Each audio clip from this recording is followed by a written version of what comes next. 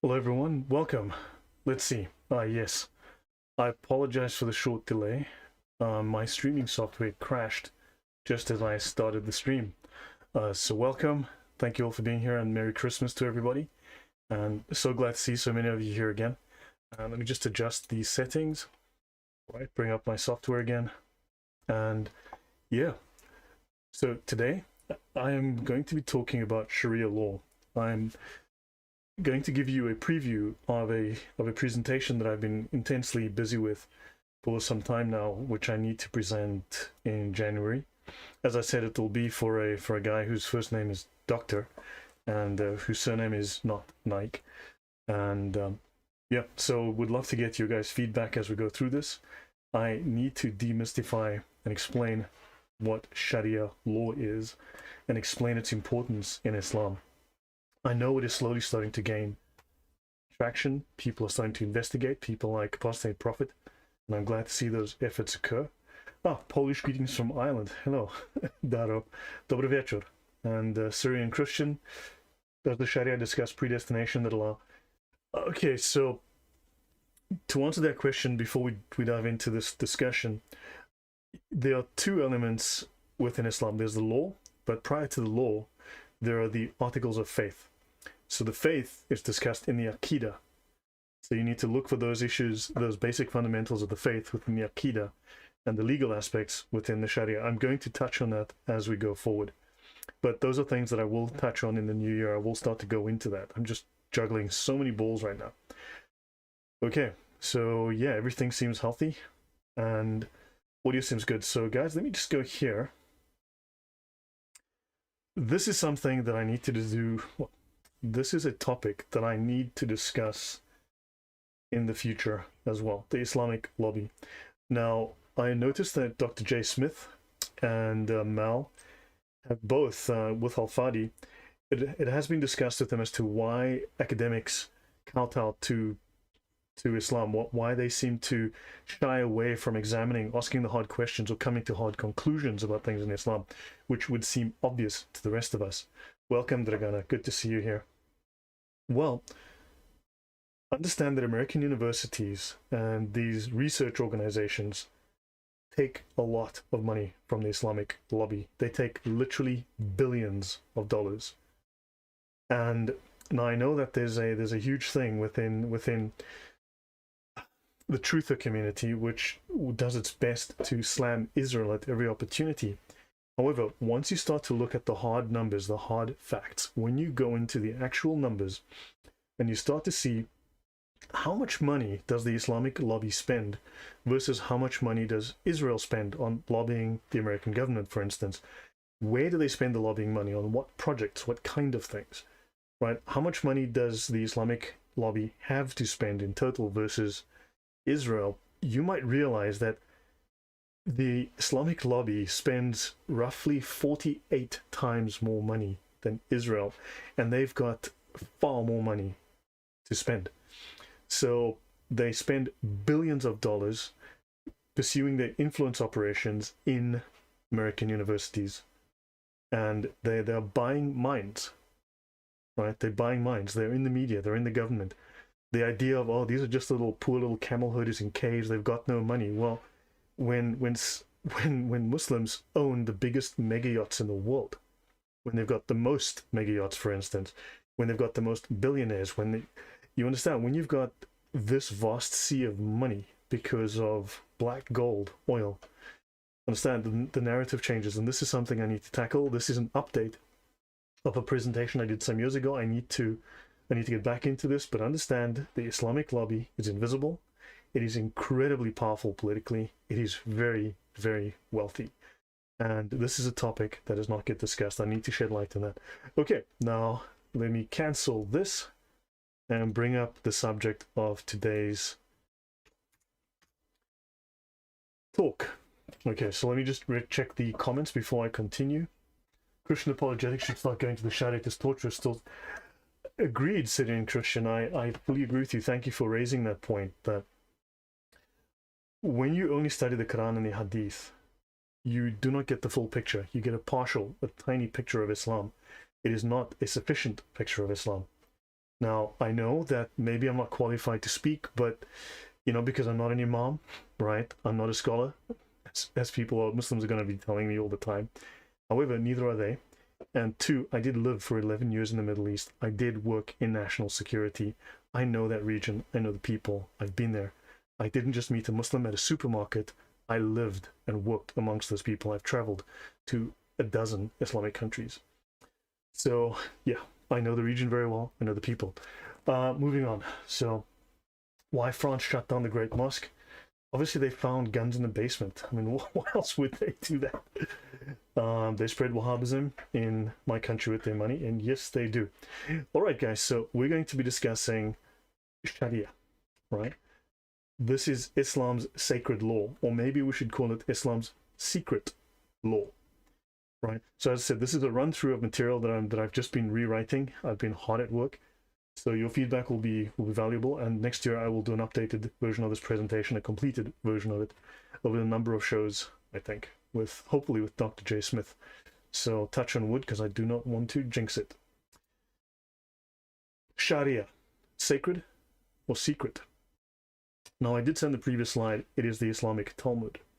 And yes, it is. It is not a carbon copy of the Talmud, but it certainly derives its structure from the Talmud, and it does plagiarize and also inverts. Now, the Talmud is a subject we can discuss another day. However, notice that in the UK, in the US, there have been Sharia zones. Like here, you should remember this whole incident. The Sharia police that was walking around in various cities in the UK. You've got Sharia police. They've been driving around in the US. And Sharia for Britain, Sharia, the only option for the UK. Sharia will dominate the world. Sharia is the only... What are they talking about? Well, if you're asking, well, no, it's just the Quran. It's just... No, it's not. It's not just the Quran. It's not just the Hadith. It's just as people often take exception to the Talmud, they completely bypass the fact that Islam has the Sharia. The Talmud is a derivative from the Torah. The Sharia is the derivative of the Quran and the Hadith. Right. Now, so the question was, is Sharia sacred or secret? Well, it's secret. Now, this is one of the rulings from the Sharia, from the Ijma, which is the consensus of the scholars, the orthodoxy of Islam, the orthodoxy for all Muslims, according to its greatest scholars. It says, if a Quran is being purchased for someone, it is obligatory that the person be Muslim. The same is true of books of Hadith and books containing the words and deeds of the early Muslims. Quran in this context means any work that contains some of the Quran, even a slight amount. This ruling holds true for any religious books, even the Tabaqat of Shar'ani. And the Tabaqat is a collection of biographical sketches of Muslims. So it's a series of biographies, and according to Islamic law, even that is secret. You are an outsider, you are not privy to the secrets of the Muslims. Shar'ani is a very important scholar. His name will come up, not right now, but his name will come up. We will come across him now and again, and at some point I need to dive deep into that scholar. He's very, very important within Islam.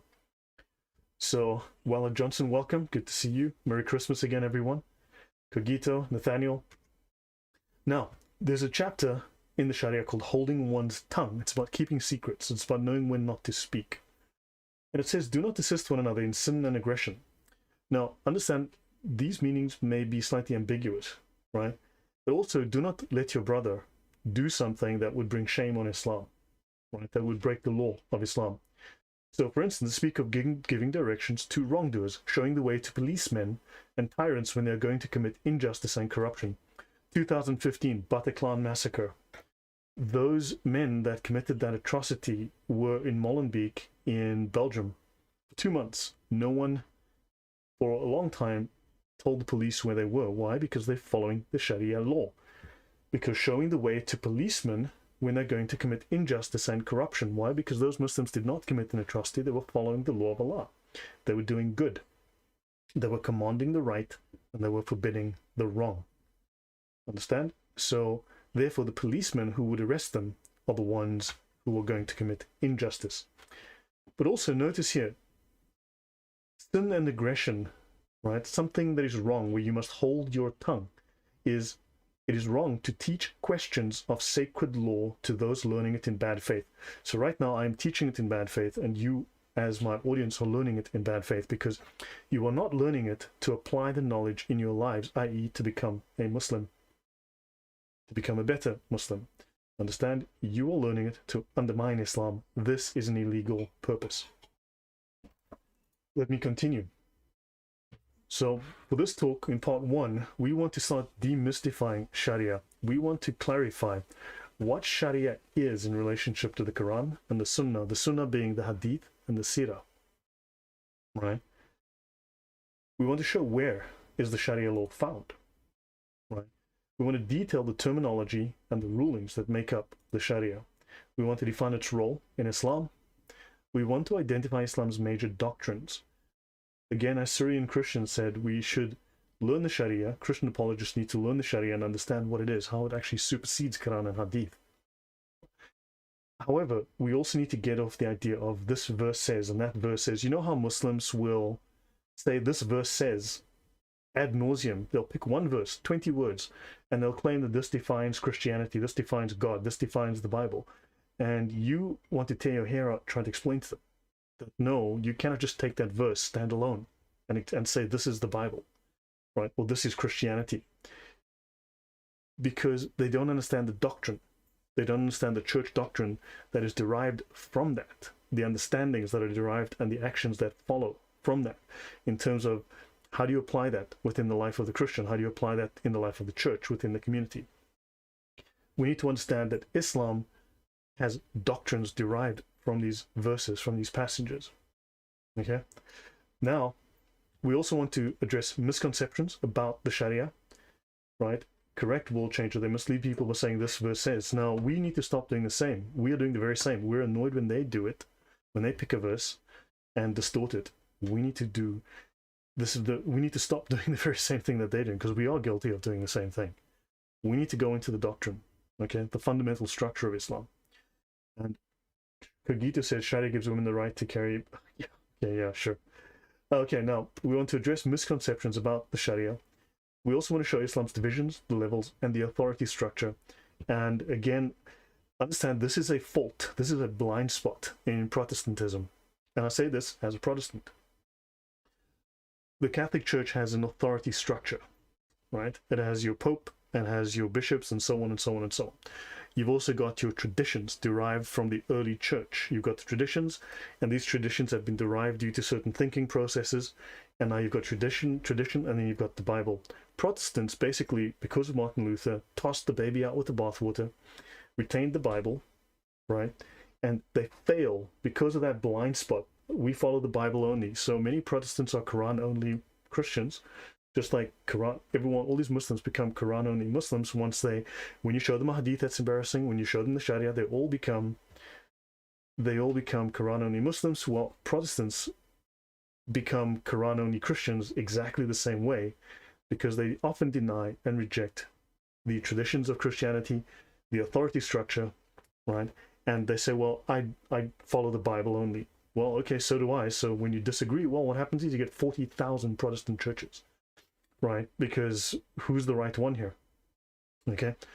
But understand, Islam has a very tight authority structure. And they actually follow that authority structure because the Protestant church doesn't believe in that. They're blind to the fact that it exists in Islam. Just like it does in the Catholic Church, it does in Islam as well. But you don't see it because they think Quran only, Bible only. Understand, these are not synonymous. They do not work the same way. You need to understand there's a very strong authority structure. There is very strong tradition that runs through Islam. Syrian Christian said Martin Luther was a disgusting demon.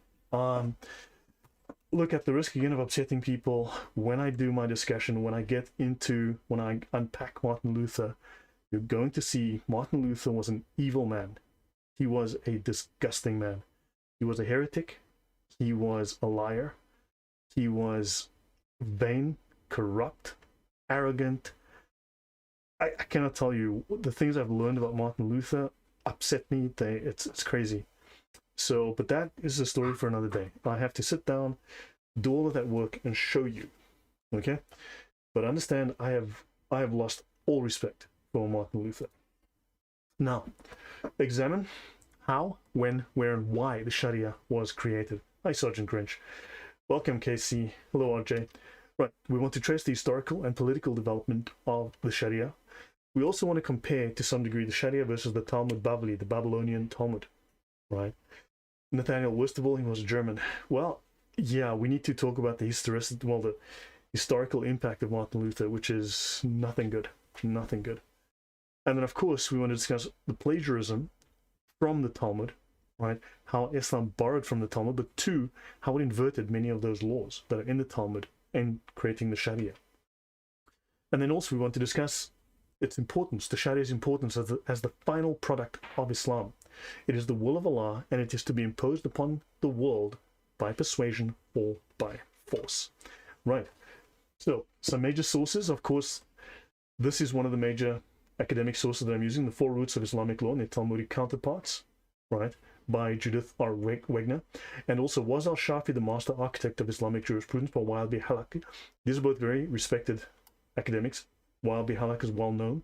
He is an apologist for Islam, so therefore anything that he says needs to be taken with a slight grain of salt, maybe a few bags, right? But understand, he's a very, very good scholar, knows his stuff very well, but you need to be able to read between the lines and understand he's an apologist and he's going to skew things in the favor of Islam. Then, of course, the Reliance of the Traveler, the Umdat al-Salik, the classical manual of Islamic sacred law. This is it here. This is your most important resource of them all. And the Hidayah.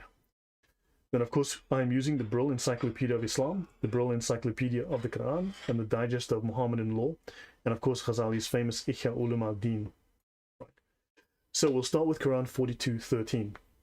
He has laid down for you the same deen, the same way of life and belief, which he had commended to Noah, and which we have enjoined on you, and which we had bequeathed to Abraham, Moses, and Jesus, so that they should establish the religion and not be divided among themselves. It is obligatory to act according to the Sharia of the Prophet and to abstain from that which was abrogated from the Sharia of Jesus. Al-Sharani. We just mentioned Sharani a little earlier, the Tabaqat of Sharani. This is a very important scholar within Islam. Okay, so understand, Allah told Muhammad that he has established the same deen. The word deen does not mean religion. The same deen which he had given to Noah, which he had given to Abraham, to Moses, and to Jesus, which obviously by extension the Jews and the Christians distorted, right? Because Islam differs from Christianity, differs from Judaism, therefore we are wrong, they are right. Okay, deen means system, Syrian Christian says, and that is true. Now, a small caveat from Judith Wegner. Severe limitations are imposed by the scarcity of early Islamic legal material and the complete lack of pre-Islamic Arabian legal texts. Very convenient that there's almost nothing from the early period of Islam. But then research is further hampered by the probability that doctrinal considerations led to the expunging, that is, the deletion, of any references to foreign sources from the early legal texts. So here you've got one of the top scholars of the subject telling us that there seems to have been a systematic purging of all foreign sources, of all evidence that Sharia law is derived from other earlier sources. That's very suspicious, but take that in mind. So in Hebrew, the word means justice. Thanks. So let me see. Okay, so we'll continue with that. So now, from Arab legal culture to the Talmud. So how do we get from A to B? Well, Islamic law developed beyond region-specific Arab customary laws in the 8th and 9th centuries with the jurisprudential basis of the Babylonian Talmud. So what that means is, thank you XYZ, yeah guys, hit the like, please do share, and please send Christmas presents, okay guys, just you know, send those Christmas presents. I'll drop an address in the chat later. So what happened was you had regional law developing in small geographical regions based on custom, based on geography, based on culture, etc. However, the Sharia needed to unify that because when you traveled through the Muslim lands at the time, you had completely different rulings and ideas. There was this complete disconnect, right, between all these different groups. So they had to unify these groups under a single set of laws. Yeah, guys, please do jihad on the like button. Hit it until it's blue, okay? Take nothing less. Now, Jewish and Islamic law are theocratic legal systems resting on the concept of divine law revealed to a prophet in a scripture. For Jews, that scripture is the Torah. For Muslims, the Quran. Rabbinic law developed during the first 5 centuries AD, culminating in the editing of the Talmud in the 6th century. The Talmud distinguishes civil law, moral law, and ceremonial law. Now it has evolved, it has modernized, right? Islamic law developed during the 7th to the 9th centuries, culminating in the classical theory of Islamic jurisprudence in the 9th century. It does not separate mosque and state, and it only finished its full development in and around the 14th century. So the major work was done up to the early part of the 11th century, late part of the 10th century, but really some of the major manuals were only written somewhere in the 14th century with some of these scholars. Right, so that's where the Sharia basically established itself, and the ideas, the legal theory, was finally encompassed every aspect of Islamic civilization. Now, there are strong Talmudic parallels with the legal theory of Imam Shafi, with a borrowing, quote unquote, of fundamental concepts from the Talmud Bavli, that's the Babylonian Talmud mentioned up here. Now, given the relative scarcity of legal provisions in the Quran, which was not intended to be a comprehensive law code, this, of course, was inevitable. Cogito Allah is a little slow, but that also tells us that the Sharia took hundreds of years to develop, very much like the Talmud, which took like 500 years to develop. So now you've got from like the 800s, let's say from the late 700s, through to the 1100s, you've got hundreds of years of development of the Talmud, of the Sharia. So, the Mujtahid Mutlaq Shafi. Imam Shafi says to us, the Quran texts are couched in very general terms, which it is the function of the Sunnah to expand and elucidate, to make Allah's meaning absolutely clear. This is quoted in John Burton's The Sources of Islamic Law. So, in Christian, you have a point. Now, understand, Imam Shafi, one of the finest scholars of Islam to ever live, does tell us that the Quran is not sufficient on its own. It's not clear enough on its own. Now, what we learn in the Sharia is as follows: that Christianity is abrogated, it is replaced. This is in section W4 of the Reliance of the Traveller. It's on the finality of the Prophet's message. This section has been translated to clarify some possible confusions among Muslims as to Islam's place among world religions. Previously revealed religions were valid in their own eras, as attested to by the Quran, but were abrogated by the message of Islam, as is equally attested to by many verses of the Quran. Both points are worthy of attention from English-speaking Muslims who are occasionally exposed to erroneous theories advanced by some teachers and Quran translators that affirm the validity of these religions, but denying or not mentioning their abrogation, or that it is unbelief, it is kufr to hold, for a Muslim to hold that the remnant cults, that's what you believe, that's Christianity, now bearing the names of formerly valid religions such as Christianity or Judaism, are acceptable to Allah after He has sent the final messenger to the entire world. This is a matter of which there is no disagreement among Islamic scholars. Ishaq Yusuf, Sharia law and Jewish halakha law go hand in hand? No, they don't. No, they don't. There are similarities, there are parallels. They're certainly not identical. In terms of a moral basis, they are utterly different. In terms of an intellectual basis, they are vastly different. Now, if an English-speaking Muslim, at times discuss it as if there were some questions about it, the only reason can be that no one has offered them a translation of a scholarly Quranic exegesis, a tafsir, to explain the accord between the various Quranic verses and their agreement with the Sunnah. Islam is the final religion that Allah will never lessen or abrogate until the last day. Now understand, there are subtleties here. First of all, Judaism, Christianity are remnant cults. Look, this is the official doctrine of Islam. Muslims love to push the idea that there is no orthodoxy, there's no Pope of Islam, that there is no single point that all Muslims can rally around, that there's no orthodoxy. If there is no orthodoxy, how can they claim that ISIS is wrong? How can they claim that they are right? If there is no orthodoxy, then it's a free-for-all. Anyone can pick up the Quran, pretend that he's a scholar, claim that this verse says that, and Bob's your uncle, understand? Then there would be nothing but confusion. This is where the Sharia comes in. It creates that orthodoxy. It is the orthodoxy. It is the final interpretation of the Quran and the Sunnah. Now, no one has offered them a scholarly exegesis, a tafsir. What they imply here is that a scholar needs to walk them through that tafsir, needs to explain that. Now understand that Muslims by default are only allowed access to the Quran and some hadith, right? And anything beyond that, they need to be guided by an imam. So, but also do understand that the hadith, no scholar of Islam reads the hadith as they are. They do not pick up Sahih Bukhari like you do. They do not pick up Sahih Muslim like you do. That is not what scholars do. The scholars go to the tafsir of the hadith. Just as I mentioned here, tafsir of the Quran, they are tafsir of the hadith. The scholars read the tafsir of the hadith. Do you have a copy of the tafsir of the hadith? Raise your hand if you do, because no, you don't. I know you don't, because I don't have one either. They do not give them to us. They're not available to us. Unless you read Arabic, they're off limits. Unless you read Urdu, they are off limits to you. Okay, there's very, very little available. The most famous of these tafsir of the hadith is by Imam Asqalani, okay, called the Fath al-Bari, Imam Hajar al-Asqalani. Understand? So, Syrian Christian, I love how Shane was of the Sirah, even though the Sirah is also part of the Sunnah. Exactly. They're incredibly ashamed of the Sirah.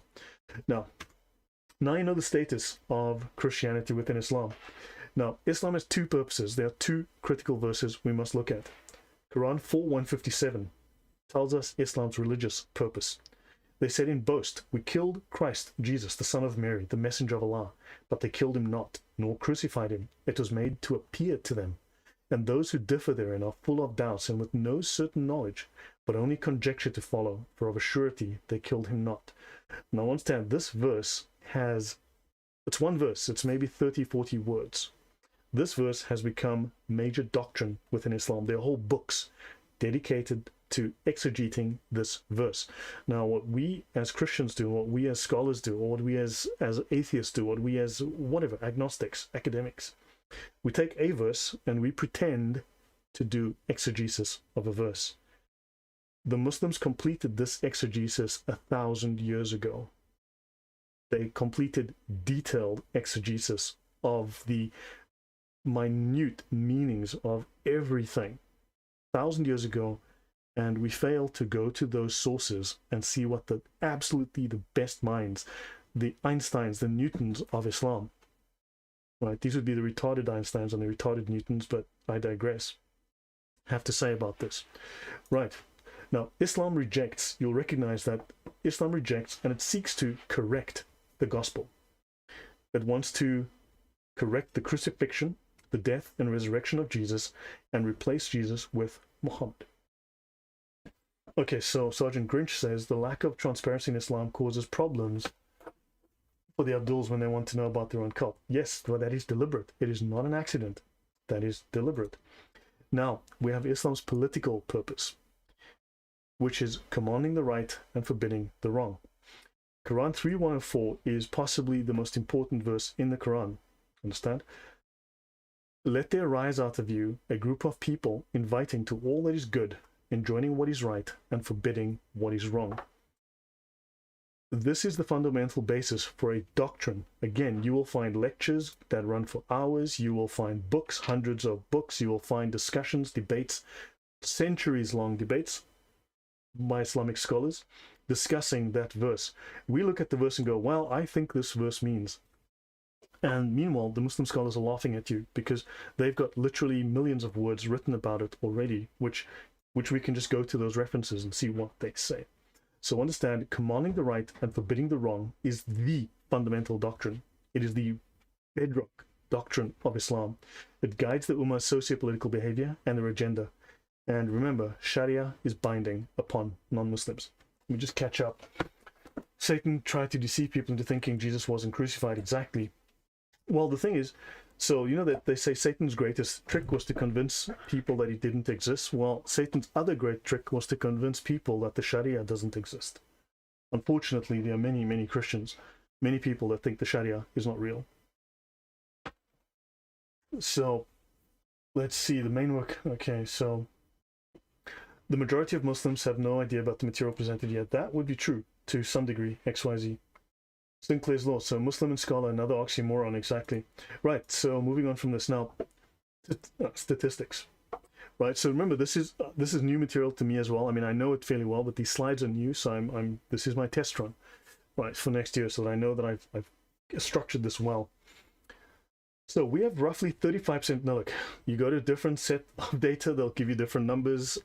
I eventually picked these because these seem right to me, but seriously, the Malikis, if the Malikis could put 99% here, they would, because, yeah, okay? So understand that depending where you go, you're going to find different numbers, but we'll just go with these for now. So the Hanafis, Sunni Muslims, 35% of Muslims are Hanafis, 25% are Shafis.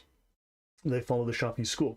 The Shia Muslims will ignore those for now. They're 20%, could be 15, could be 10, could be 8, could be 9, could be 7, you pick a number. The Malikis, 15%, the Hanbalis, 4%, and the Salafis, 1%. This number of the Hanafis being 4%, this number is consistent wherever you look. You see this as consistently mentioned at 4% for the Hanbalis. These are the four main schools of Islam, and of course within the Shia Muslims they recognize the Jafari school. Now let's look at the basic orthodoxy known as the Aqidah. Right, this was formulated in the 9th century. The Aqidah refers to those matters of faith which are believed in with certainty and conviction, absolute conviction in one's heart and soul. They are not tainted with doubt or uncertainty. Right, oh interesting, Hanafi comes from the Syriac word Hanpa, which means pagan in Syriac. You know what, I'm going to put that, sorry, I've got to look that up. I need to look that up to see if that's legitimate. Thank you very much for that, but I need to look that up.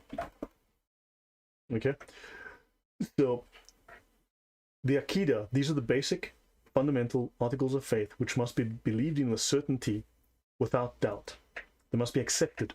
Okay, there's a reason they must be accepted, because there are some things they don't have answers for, and therefore you just have to go like, okay, yeah, fine, whatever. Now, like the Nicene Creed, the Aqidah establishes the orthodox beliefs of Islam and refutes deviations. It is the foundation of the faith. The Aqidah consists of matters which are known to the Quran and sound hadith, in which the Muslim must believe in his heart in acknowledgement of the truth of Allah and his messenger. Okay, now popular statements of basic Sunni Islamic doctrine or articles of faith are the Aqidah al-Tahawiyya, the Ash'ari Creed, and the Maturidi Creed. They're also known as just the Creed. They're just the Creed. Now the popular ones you'll see are the Ash'ari Creed and the Maturidi Creed, but just to be difficult, I'm going to have a look at the Aqidah al-Tahawiyya. Now some will tell you that this is the Salafi Creed. Ignore that, it's Sunni. And yeah. So, and also note that Aqidah, the creed, is a primary science of Islam. It is one of the primary sciences of Islam. Now, within the West, we think of science as a hard science, as experimental science, as, you know, science, like we all know science. Unfortunately, that is secondary, if not tertiary, within Islam. Science is religious sciences. Understand? So your belief is a science to them. Right, and so we'll have a look at the Aqidah al-Tahawiyya. So, okay, now, these are three of the tenets of the Aqidah, and we follow the Sunnah of the Prophet and the congregation of the Muslims and avoid deviation, differences, and divisions. There's nothing here that an Orthodox Sunni would disagree with, because this is perfectly normal Sunni belief. That Muslims follow the Sunnah of the Prophet and the Ummah, okay, of the Muslims, and they avoid deviation, differences, and divisions. We love the people of justice and trustworthiness, that would be Muslims, and hate the people of injustice and treachery, that's you. Right, and of course, who they deem hypocrites. And notice number 75 here. When our knowledge about something is unclear, we say, Allah knows best. Now, earlier I was talking about tradition. Understand, this term, Allah knows best, is not something random. This is part of their belief. It is part of their foundational, fundamental belief. They have to say this because there are things that are unclear for which they have no answers, and the only answer they can give is Allah knows best, because their science doesn't allow them to be scientific and find answers, formulate answers, because they've chosen myth over fact. They've chosen will over logos. Moving on. Now, faith aside, Islam is a religion of law. Thus, we have two basic questions that follow from this. What are the laws of Islam, and where are they written? Now, this book, rather, it's a paper, it's a research paper. XYZ, that is true. The Muslims' ultimate fallback. Allah knows best. But understand, it is part of their science to say that. That is the Islamic science. It's one of their critical sciences to actually say that. And it's part of their creed of faith. Imagine the Nicene Creed says, Allah knows best. I mean, we would consider that ridiculous. But Pakistani courts and Islamic law and Quran 65:4. This is a paper written by two professors of law in Pakistan. When I showed someone this recently, he told me that Pakistanis aren't real Muslims. Believe it or not, I was very, very surprised to learn that Pakistanis are not real Muslims. It's all 40 million of them, I guess, or whatever. Okay? Cogito Ergo says Islamic science tells you that the cure for COVID is found on the wing of a fly. Yeah, guys. Cough on a fly, dip the one wing in your tea and then dip in the other wing, and Bob's your uncle, because the cure is on the other wing.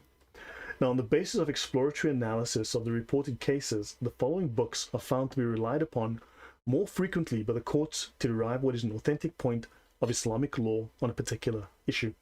The Hidayah, the Digest of Muhammadan Law by Sayyid Amir Ali, and Principles of Muhammadan Law by Dr. D.F. Mullah.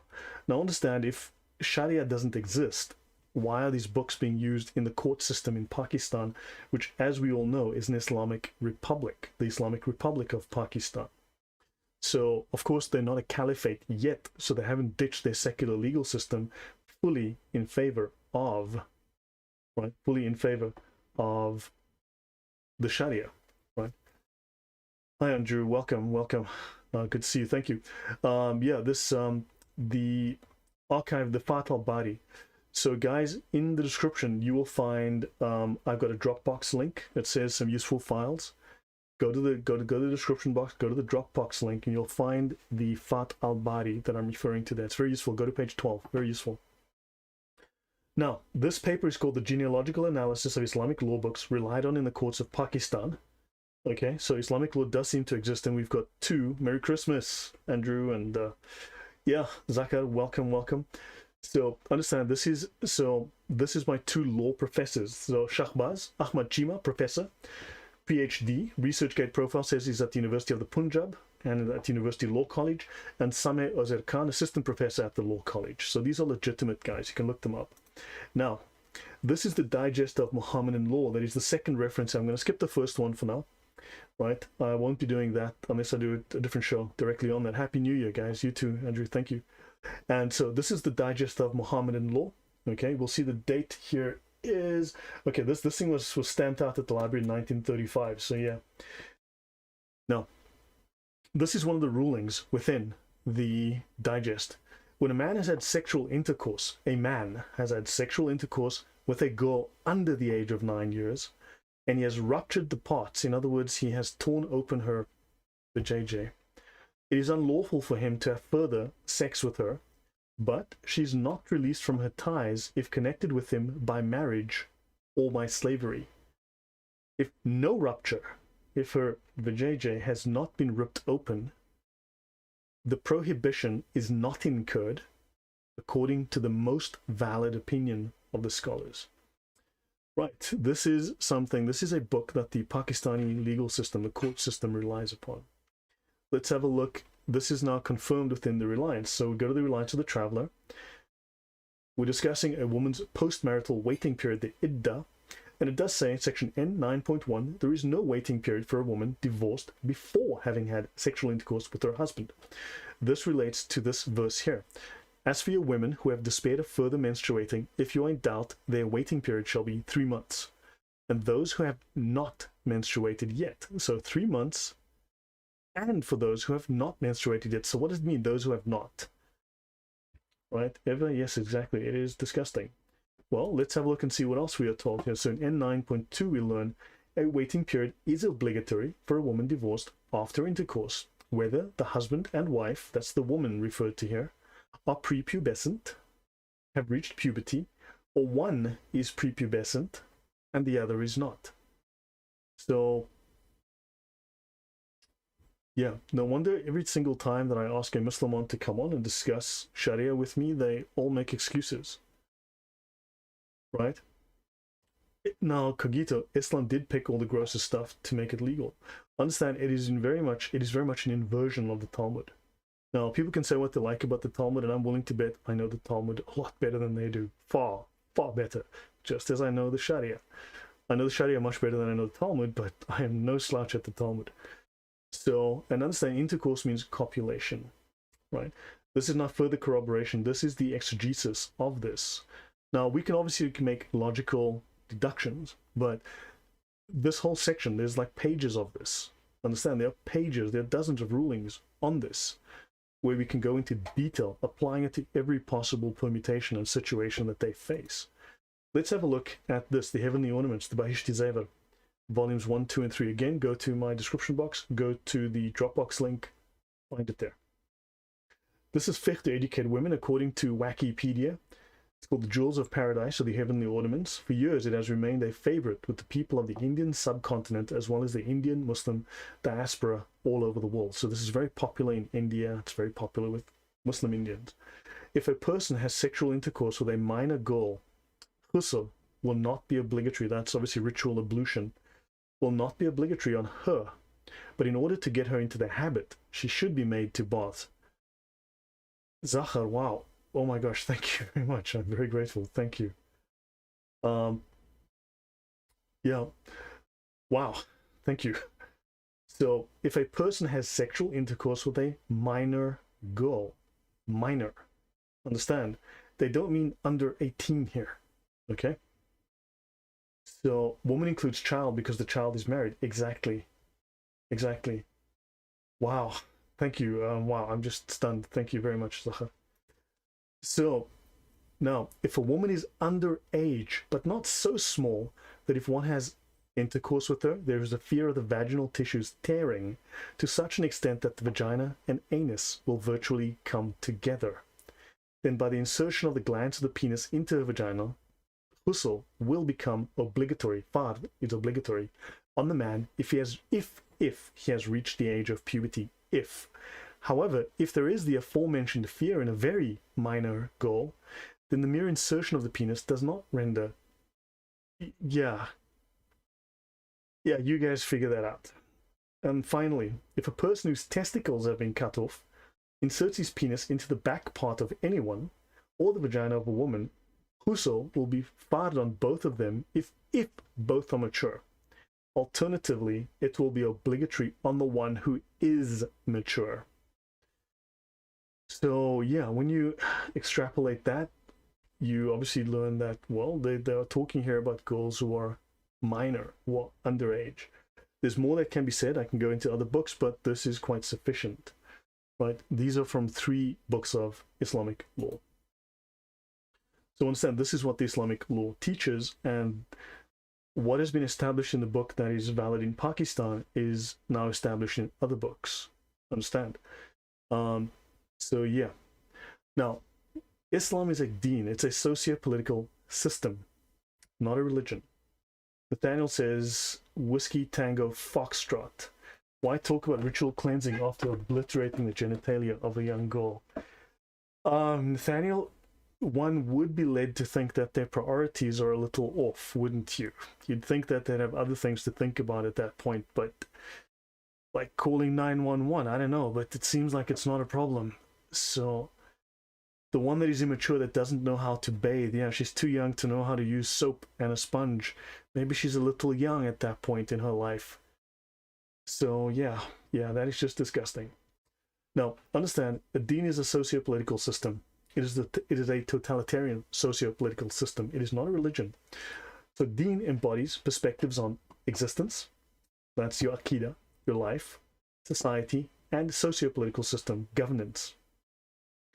Right? Islam is a complete and a competing ideology and a system of life and society, like communism. Right? A political, ideological system. For Muslims, Islam is a superior ideology that towers over other isms like capitalism and the resultant socio-political systems. It is a political framework for managing mankind's affairs. It's a socio-pathological system. That's a very good point, Kagito. It's socio-pathological, correct. It is, right?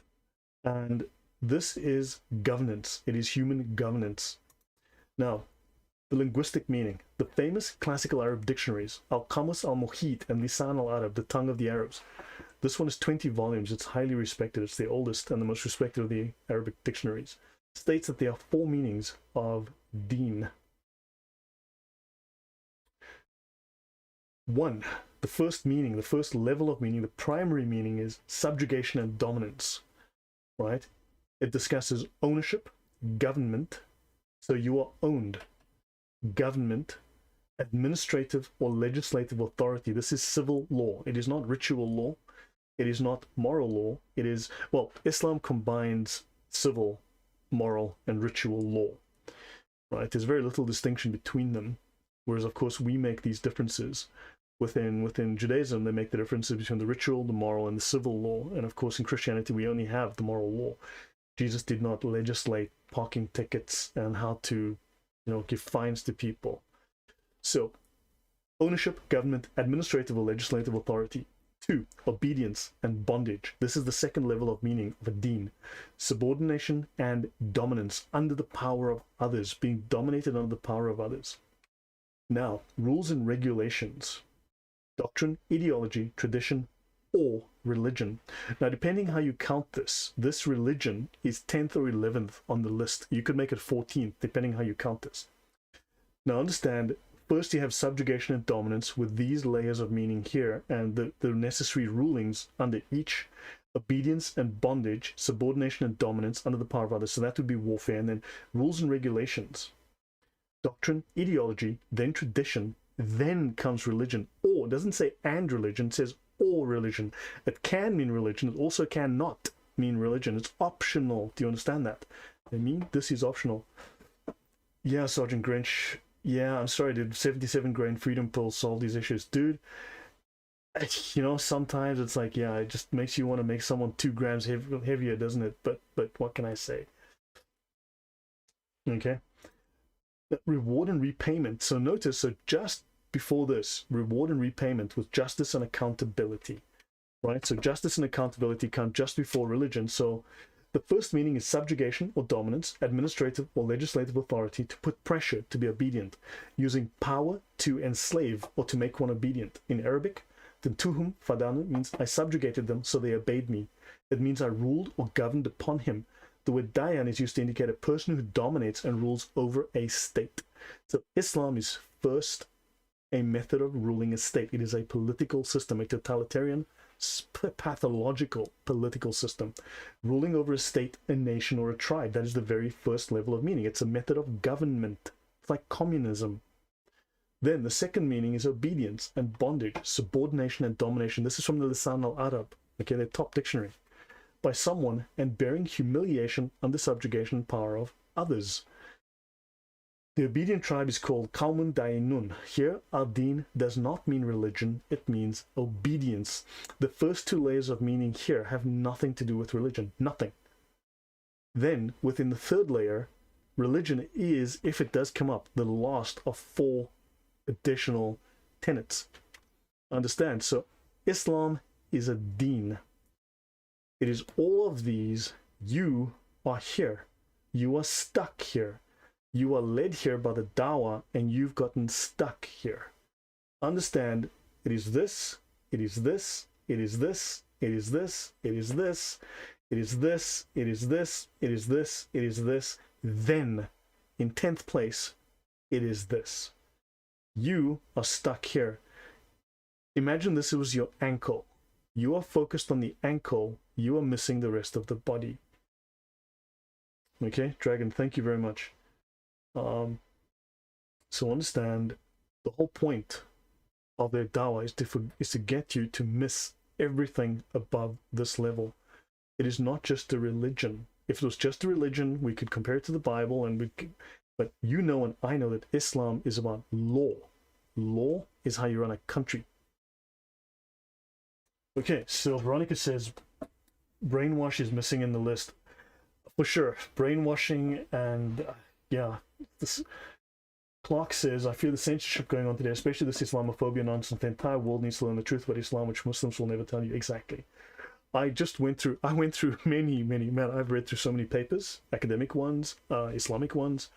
I have watched talks on Sharia law, which were, I'll tell you now, all of them are just nonsense. I watched one given at Duke University. You can go to Princeton, you can go to whatever, but I just watch. It is waffle. It's trash. It's trash. All of it is trash. Every video on YouTube, okay, it's just trash. They're not telling you anything. They're hiding. But understand, you are here, guys. You need to maybe get off 10th position and move up to the top. You may want to do that. Now, what is the purpose of the law? So Islamic law deals with two broad aspects of regulation. Laws dealing with man's duty to Allah called ibadat. Basically, these would fall under the 5 pillars of Islam: the profession of the faith, the shahada, prayer, fasting, almsgiving, and pilgrimage. Remember, 1/8 of almsgiving of your zakat goes to jihad. Generally, these ideas are dealt with first in the fiqh books. Then you have the laws governing human relations called mu'amalat, or transactions. It's really transactional law. For instance, within Christianity, marriage is a sacrament. In Islam, it's a transaction. It's a commercial transaction. Okay?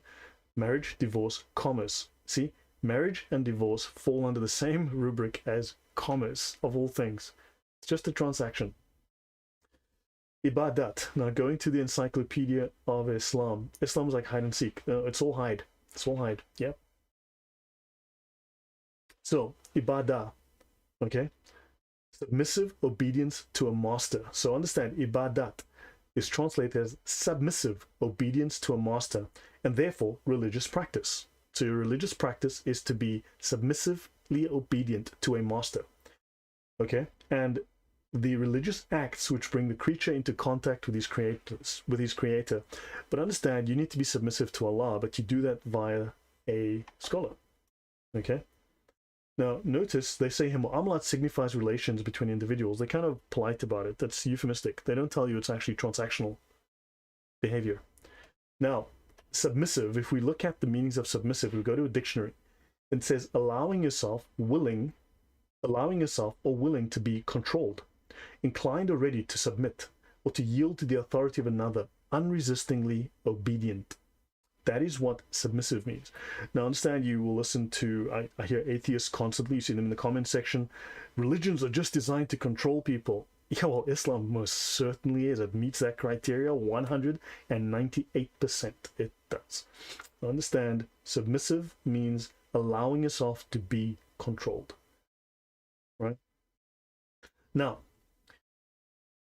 let's look at Quran 6:18. Allah is a forceful subjugator. We're talking about Ibn Khaldun, very, very famous Muslim. Quran 6:18 says he is the subjugator over his servants. Ibn Khaldun says in the Muqaddimah, Allah exercises forceful domination over his servants. Notice how this is translated in the Muqaddimah. Okay? All atheists should be opposed to Islam. Yeah, I agree. Now, in the Muqaddimah, this is a very, very famous book on history, right, written by Ibn Khaldun. He translates this passage a little differently. Allah exercises forceful domination over his servants. It should be known that after removal of the Prophet, a religious group must have someone to take care of it. Cause the people to act according to the religious laws. He urges the obligations imposed upon them. The human species must have a person who will cause them to act in accordance with what is good for them. He refers here to commanding the right and forbidding the wrong. You know, that verse I mentioned in the beginning, calling to what is good, and who will prevent them by force from doing things harmful to them. Okay, so who is this? Jedediah Ingeberg. Someone, Jedediah Ingeberg, do me a favor, just ban that person. It's Jedediah Ingeberg, that's a spam bot. So understand, he must prevent them by force from doing things harmful to them. Well, what is harmful? It's what these Karens decide is good or bad for you. Okay? Okay, look, I'm gonna just take that person away myself.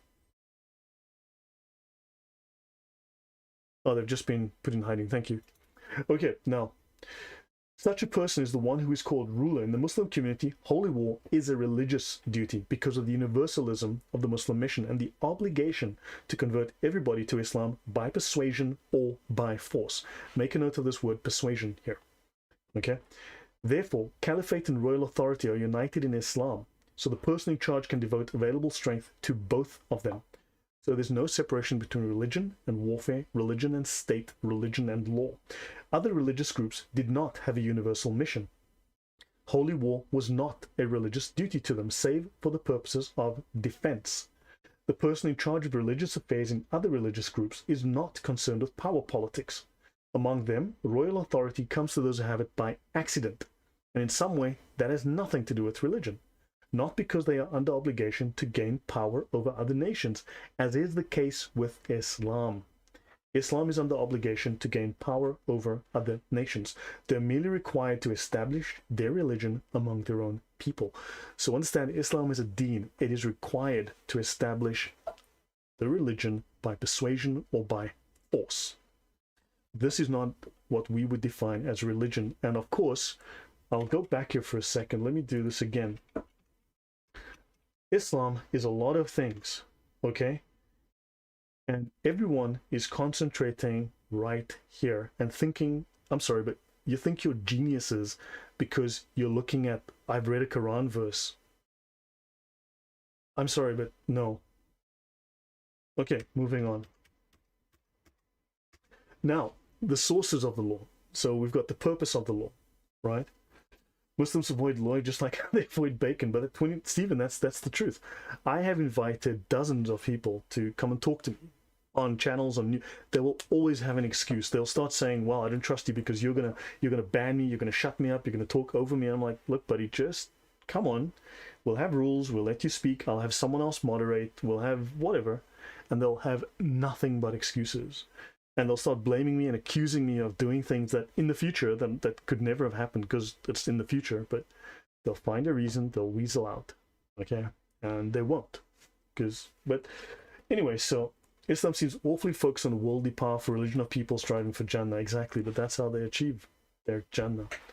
Now, there are two main source categories for discovering the law. The revealed or the root sources. Now understand, these are the revealed sources. It's very important to think of them as the revealed sources. The Quran and the Sunnah, which is the Hadith and the Sirah. Then you've got your practical sources. Okay, this is your ijma, the scholarly consensus. This comes first. Once these had been exhausted, it's like once they'd squeezed all the blood out of the chicken, right? After they chopped off its head and poured out the blood, once they'd done all of that, right, they needed to do something with all the parts. Understand? Maybe that's a bad analogy, but whatever. But the ijma is the scholarly consensus. This is critical to Islam, what the scholars have to say. That's why they always ask you, have you consulted a scholar? Yes, I did. I actually did. Yes, most certainly I consulted them. Now, Lloyd, if I understand these laws correctly, we should let the Abduls kill each other due to their own laws. Look, they do, like everyone argues about stuff. I mean, please, man. Some people like coffee, some people like tea. You know, it's just how it is. You argue about little things like that, right? Some people like pineapple on their pizza. That'd be me. Some people don't, right? Now, understand, though, that they agree in enough things. And part of the squabbling that you see, I think, is a distraction designed to make you think that they do not have a consensus. They most certainly do. This consensus, this ijma, is critical to Islam.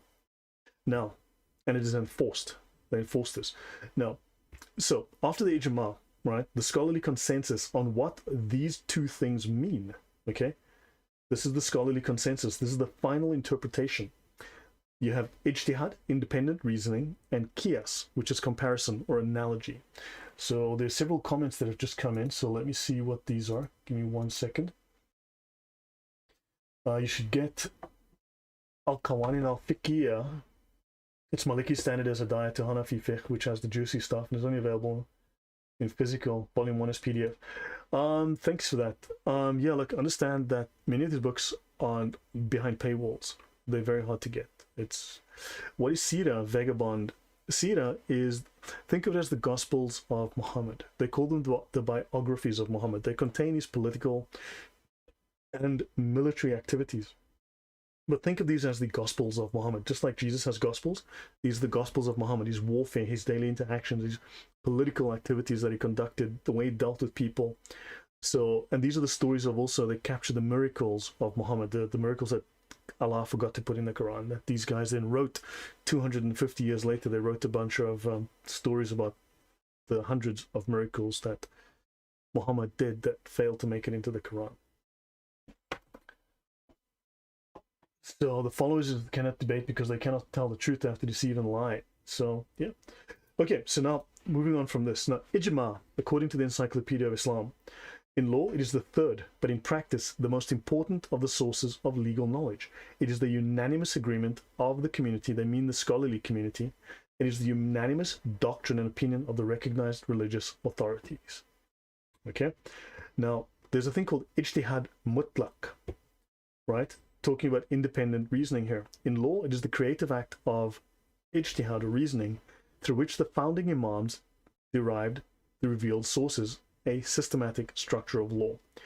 So these imams, the founding imams of the schools of fiqh, the four imams, they used absolute reasoning, ijtihad mutlaq, okay?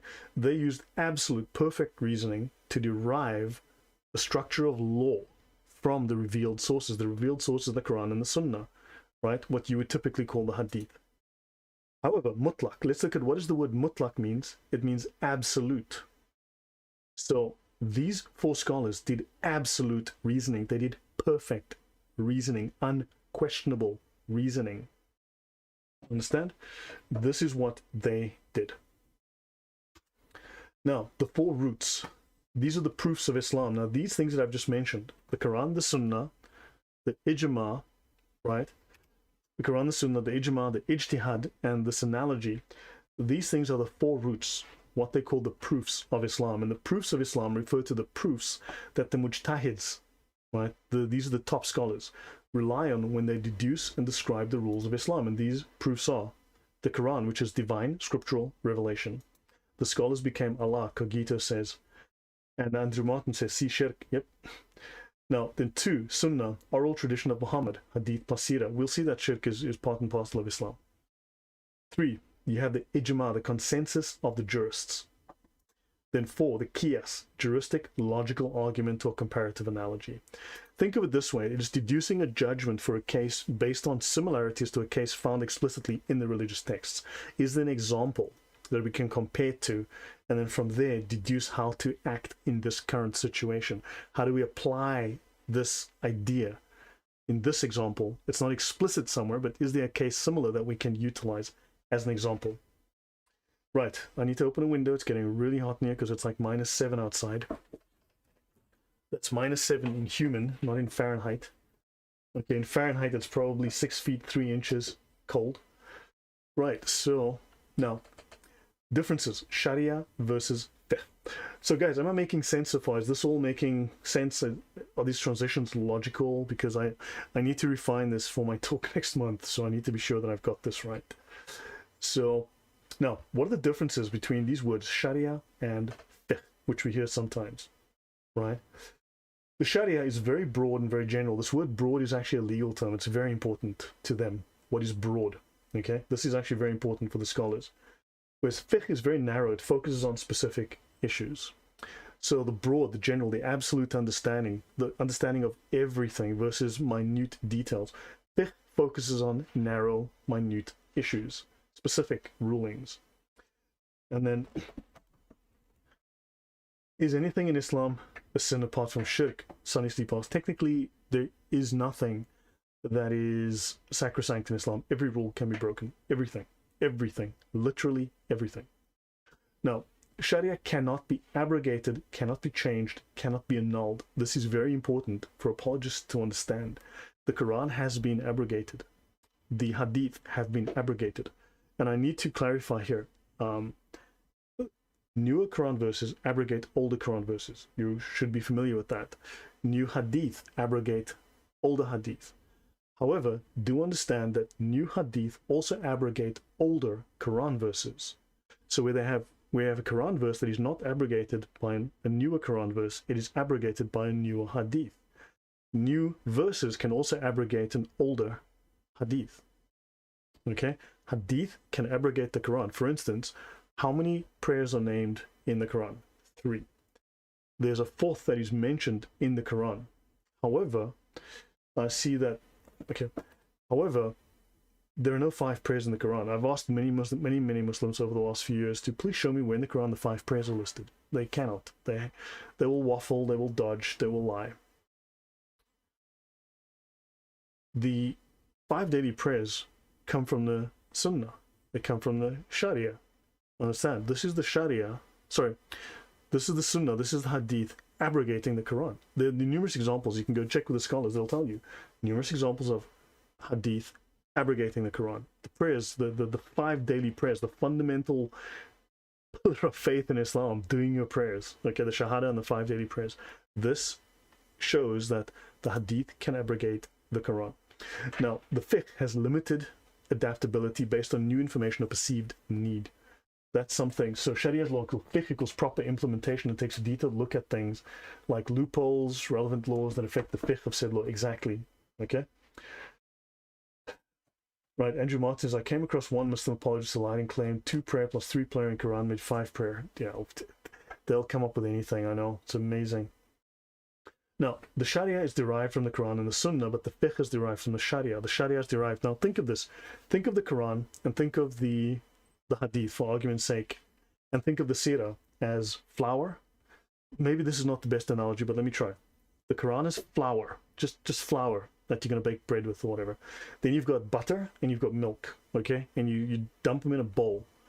Now, the thing is, with that flour, butter, and milk, you can bake bread. You can bake numerous kinds of bread. You can open a bakery, okay? Because of it, you might decide to open a bakery.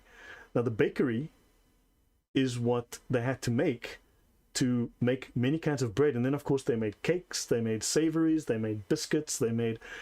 Go to a bakery, there's 100 different kinds of things. Now, the Quran and the Sunnah was used to create all of these things in the bakery. But you see, so you no longer need to examine the flour because you know what it's used for. They've already got all these creations. They've made all of these amazing things, right? These hundreds of different things you can eat. These many different things to sustain you. So the Quran has just become just it's a basic ingredient. They no longer need to figure out what it does. They've already figured out what it does. They understand, so they don't need that anymore. It's no longer as relevant as it used to be. Okay, now scholarly consensus, ijma, and the 4 integrals. So for this, we would need to go to the reliance of the traveler. Islam has a yeast infection. It probably does. So let us go to the reliance of the traveler, and I need to go to page 41. And we'll discuss the 4 integrals. This is section B 7.0. So guys, I'll go for like another 10 minutes and I'll call it a night. So let me see. Okay. Scholarly consensus is the agreement of all the mujtahids of the Muslims existing at one particular period after the Prophet's death about a particular ruling regarding a matter or event. Okay, it may be gathered from this that the integral elements of scholarly consensus are 4, without which a ruling is invalid. So Ahmed says, of course, muftis, they don't admit this in front of people. They call them awam, or normal people, so they don't know. We will discuss it. I'm going to get into a lot of stuff as we go through this. So now, understand here, okay? So the integrals of scholarly consensus are 4, without which is invalid. So that a number of mujtahids exist at a particular time. This is in the past. This cannot be changed. That all the mujtahids of the Muslims in the period of the thing or event agree on its ruling. And that's the ijma, the agreement. Regardless of their country, race, or group. Okay? Notice, non-mujtahids are of no consequence. That's you and that's the lay Muslim. Each mujtahid present his opinion about the matter in an explicit manner, whether verbally, or by giving a formal legal opinion on it, or practically by giving a legal decision in a court case. This would be case law. Okay, the Roaring Lion says I should write a book. I might one day. All mujtahids agree on the ruling, for if a majority of them agree, consensus is not effected, no matter how few of those who contradict it nor how many those who concur. So when the four necessary integrals of consensus exist, the ruling agreed upon is an authoritative part of sacred law that is obligatory to obey and not lawful to disobey.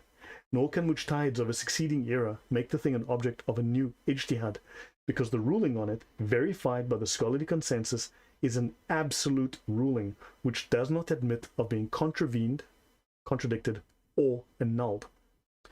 Now understand, the Quran has been contradicted. The Quran has been abrogated. Certain verses have been annulled. Technically, they've been annulled. The Hadith have gone through a similar process. They've been abrogated. They've been contradicted, contravened, and annulled. The Sharia is permanent. It is what can never be contradicted. It is what can never be annulled. It is what can never be abrogated. Therefore, it is the final perfect understanding of Islam, beyond what is in the Quran, beyond what is in the Sunnah. You have no idea what verses are abrogated. How many of the 6,000 verses in the Quran, I'd guess that 200 are left, because when you read through the Sharia, you don't come across a lot of verses. What is in the Sharia is what is still valid. Understand?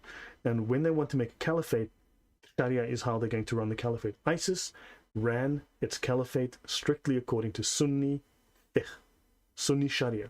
Okay? The Taliban are running their caliphate according to their version of the Sharia. Okay? So understand exactly. Andrew Mott says they use Quran and Hadith to make the Sharia and then idolize that. So let me see how far I need to go on this, because I don't want to. Okay, 41 to 43. So I just need to do a couple of pages. So the proof of the legal authority of scholarly consensus is that as Allah has ordered the believers in the Quran to obey him and his messenger, so too he ordered them to obey those of authority among them, saying, "You who believe, obey Allah and obey the Prophet and those of authority among you." That's in the Quran. Such that when those of authority and legal expertise, the mujtahids, agree upon a ruling, it is obligatory in the very words of the Quran to follow them and carry out their judgment. Allah threatens those who oppose the messenger and follow other than the believer's way. Whoever controverts the messenger after guidance has become clear and follows other than the believer's way, we shall give him over to what he has turned to and roast him in hell. The second evidentiary aspect is that a ruling agreed upon by all the mujtahids in the ummah is in fact the ruling of the community, and the community is divinely protected from error. My community shall not agree on an error. So these mujtahids are perfect. Okay? Allah is not wont to make my community concur on misguidance. Therefore, that which the Muslims consider good, Allah considers good. What the mujtahids say is good. So understand that morality is not what your concept of natural law or your instinct, your conscience tells you. It is what the Sharia tells you is good. Let me just read some comments here. Really good highlight. No new ijtihad. Exactly. Ijtihad, the doors of ijtihad are closed. The fiqh can be adapted as needed, but we'll discuss that at another time. I need to go into the specifics on that. So let me see. They use the Quran and Hadith to make Sharia and then idolize that, and I'd agree with that, Andrew. When you remove the cursing of everybody else, all you have is the rest of the Quran is covers. Cogito, that's the truth. So how much of this info, so Sleepyhead Luke says, so how much of this info does the average Abdul found on YouTube have? It seems like the type that call into shows like CP and RC are still pretty much Quran-based believers. No, they're not. I would say, now here's the thing, I have been asking myself that particular question for years. I honestly think they know more than they're letting on. My honest appraisal of this question, after many years of going through this, I think they know much more than they let on. They are hiding it because Sharia is a secret. They're not allowed to share it with non-Muslims. To reveal it is also a crime for them. It is treason. It is assisting in the undermining of the Islamic agenda. And it is treason. So for many reasons, they do know. Now, they might not know the word-for-word rulings, but as part of the cultural knowledge, I believe they do. And in fact, in terms of the Sharia, some of the Sharia is actually compulsory. It's obligatory for Muslims to learn them. That doesn't mean they all have, but it is actually an obligatory thing for them to actually learn some of the Sharia. At least the gist of it, the spirit of it, if not the letter of it. We're going through the letter of it, and we'll be discussing the spirit of it. But I think they know much more than they let on. They do know, and I think they just hide it. I think they lie about it. They conceal it. So that's what I think. Okay, this is why all humans need to oppose the Sharia in Islam, correct? Obey the caliph even if it was Ravenhead means black man. Tidmo, correct? People keep saying Abdul don't know, but they do. Like Tom Cruise knows what Scientology is about. It's a cult. Exactly, Sunny Sleep. That's the truth. Sleepyhead Luke, many play dumb and say Quran and Sunnah only, Quran and Sunnah only, but Sola Scriptura Christians will have a bad time using these arguments as it's the same thing they do. I agree with you, Four. That's exactly what I said. Unfortunately, many Protestants become Quran only Christians the moment you say, well, and then they'll make up their own meaning of what the Bible says. I mean, like, so I read it, I think something different, and then no, but the Holy Spirit spoke to me. It's like, you sure was the Holy Spirit? Do you maybe need to go and see your shrink about voices in your head? Like, seriously, man, seriously. Exactly. It's exactly the same thing Muslims do. There's no difference but Muslims, you see, they're lying when they become Quran only because they become apostates when they do that. So what happens is they have authority, they have tradition, they have the mujtahids to fall back on. They've got all these different things that they fall back on. And they're lying because they know that they can fool Protestants by saying, I'm Quran only, and the Protestant goes, I'm Bible only. And then like, yeah, got you. So, okay. Okay, so the validity of scholarly consensus is the following, given with its commentary. Allah's hand is over the group, and whoever dissents from them departs to hell. So there you go, meaning that whoever diverges from what the overwhelming majority concerning what is lawful, unlawful, and on which the community does not differ, has slipped off the path of guidance, and this will lead him to hell. So now people will tell you, well, but the scholars can be wrong, the scholars can differ. Of course, but there are certain things that have been established, they've been written into the doctrine. These are the final beliefs. These are black and white, unambiguous, written down for eternity. So the scholars agree on 75 to 80% of the doctrine. There's disagreement over about 20% of the doctrine. This disagreement is over things that are of a cosmetic nature. Like when you pray, when you're standing and praying, do you have your hands by your side? Right? Do you have your hands by your side? Do you have your hands up here? Those are cosmetic issues that do not affect the doctrine, do not affect the understanding of Islam. Those are literally just cosmetic issues. They do not affect Islam in any way. Those are the things where they differ. But where they agree very much, and that agreement is the ijma. Okay, I'll leave this here. I'll pause this here. Actually, let me check if I've missed anything, just to be on the safe side. Other than the 4 Sunni schools of jurisprudence, do not necessarily play a role in scholarly consensus. Dismiss the other schools, just those 4 schools. There is scholarly consensus on it being unlawful to follow rulings from schools other than those of the 4 imams. I am going to pause here. Okay? It is unlawful to follow rulings from schools other than the 4 imams. Right? Those schools do not matter. I hope that's been clear. So guys, I'll pause here. I hope this has been instructional. Hopefully it's been educational. And I want to mention this actually is, there's a lot of early scholarship from the 1800s, then the mid to late 1800s and the early 1900s that is fantastic, that we've forgotten about. Okay. So Islam on, this is a fiqh stream, not a Christology stream, exactly. So okay guys, so Islam, the only saying of Jesus is far better than Allah. Yeah, I know. Who is someone making a noise here? Islam only is clueless. Dude, if you're such, all of you come on my channel with big mouths, big mouths, and have plenty to say in the comment section. You've got plenty to say in the chat. Yet not one of you, every single one of you cowards, has failed to meet me, to not have a debate, just a discussion. We'll read through the Sharia, we'll bring up the rulings, and you can discuss. Okay? And when are you going to come on my channel? Let's set up a date in January. Islam only. You come on my channel and we'll discuss the Sharia. We'll read through what the very best scholars of Islam have to say about Islam. So these are the absolute mujtahids, the mujtahids mutlaq. When are you going to come on and have that chat with me? Are you going to make excuses like every one of your cowardly friends? Are you going to run away like every single one of your friends has for a very long time? So yeah, but anyway, on this point, so Islam only, are you coming on? So when are you available? Shall we set the date for the middle of January? Would that be suitable for you? We will go through the Sharia. We'll read through the major works of fiqh. Let's see. He's not answering. If he doesn't answer, just come on. Sharia, Islam only. Let's see.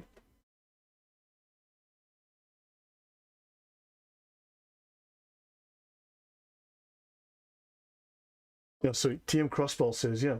I mean, for instance, yeah, Islam has extensive doctrines of lying, extensive doctrines teaching Muslims how to lie, when to lie. And in fact, lying is obligatory, but also, and when they don't lie explicitly, they are taught to use deceptive language because this is considered religiously precautionary. Okay, so Islam only has not answered me, so yeah. Again, like all of his friends, they are far, far too cowardly to actually come and talk with me. We'll just read through what the top scholars of the schools of fiqh have to say, and they will not. Okay, guys, so guys, yeah, I'll just quickly run through this. Analysis of Islam as a system derived from its creed. So you can see here, you've got, notice Muhammad has 201 names and titles. Allah has 99. Fascinating stuff, right? Muhammad has more names and titles than Allah. I wonder who's the big guy here. Okay. And of course, yeah, let me see. This author here, I'll get into this another time, he says that not one of these people here, Bukhari, Muslim, Tirmidhi, Abu Dawud, Sunan al-Nasai, right, from Nasai and Ibn Majah, these guys flourished in the 3 centuries after Muhammad. It's like they come very, very late. So yeah, anyway, so this is something interesting going back. I'll discuss this. I'll pause here, guys. Hopefully you learned something. Any last minute questions before I go?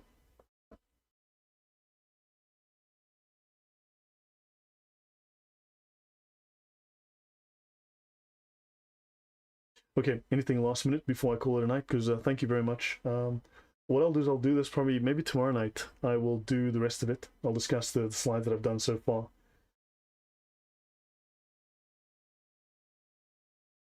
So whose chart is this? Oh, this chart is from this chart. Let me just double check where this is from. Give me 1 second. This is from a book called Arabia, the Cradle of Islam. Studies in the Geography, People and Politics of the Peninsula with an Account of Islam. Oh, it's by Samuel Zwemmer. He died in 1952, lived from 1867 to 52. This, I think, is like 1912. It's like a 1912 book. It's really interesting. And I will go through this in the future. But this guy took Islam apart by understanding this is the doctrine, okay? And then, so basically, he sort of figured out what Islam is all about, right? So he talks here about the creed, how Islam is structured, what it's about. So this knowledge is known for a long time, but it's not something that we talk about today, and it really is worth actually going through in the future. And he's got another chart, which is also very interesting, about the development of Islamic law. Okay, but notice actually he says here among the Sunni, okay, sorry, yeah, this is it. Sorry, he's got a second chart on the creed. But notice we have here, Muslims believe that 104 books were sent from heaven in the following order. To Adam, 10 books, Seth, got 50 books. Notice the interest in Seth, not the first 2 sons of Adam and Eve, but Seth. The Gnostics also had a thing about Seth, but that's something for another day. Enoch, 30 books. Abraham got 10, and then Moses, David, and Jesus. And then Muhammad got the Quran, right? And then, of course, you've got, he says among the Sunnis, you've got the Ijma and the Qiyas. This is well known. So you've got here the Sunnat, okay, that he mentions here. Then you've got the Ijma, the Qiyas, and then among the Shias, the doctrine of the 12 Imams, beginning with Ali. And then, of course, you've got these books here. So they discuss this at length. But yeah, I'll pause. Let me just continue, just so. One last thing. The Mujtahids Mutlaq, why they're called the absolute experts? Because in the Sharia, the absolute expert in Islamic legal reasoning is a Mujtahid Mutlaq, such as Abu Hanifa, Malik, Shafi, Ahmad. So according to the Islamic scholars, these men are absolute scholars, perfect scholars, right? So understand, their reasoning is absolute. Their reasoning is perfect. Now, of course, until the modern era, when the random Muslim in the comment section suddenly became a PhD in Islam, although he doesn't know anything about it. But yeah, so that these guys are absolute scholars. So guys, I will pause here, and yeah, I think that was everything. So guys, good night. Maybe I'll do this tomorrow night or the next couple of nights. We shall see. It is, what day is it today? It's Wednesday. So maybe tomorrow I will continue with this. I hope that was useful and that you learned something. And I need to ban someone else from the channel. Why is it that I always get... That is so weird. You know, that my channel gets bombarded by these bots. Anyway, guys, thank you very much. I hope that was helpful, that you learned something. And hope you guys had a great Christmas. If I don't see you, showing the divine. Yes, Andrew Martin, these guys are protected from error. In fact, they we'll go into this another time. So yeah, guys, please do like, do share, and guys, thank you very much. We shall see you maybe tomorrow night. Otherwise, over the weekend, I'll continue with this. So have a good night, and thank you guys for all the help in the chat. Much appreciated. Thank you. Bye bye.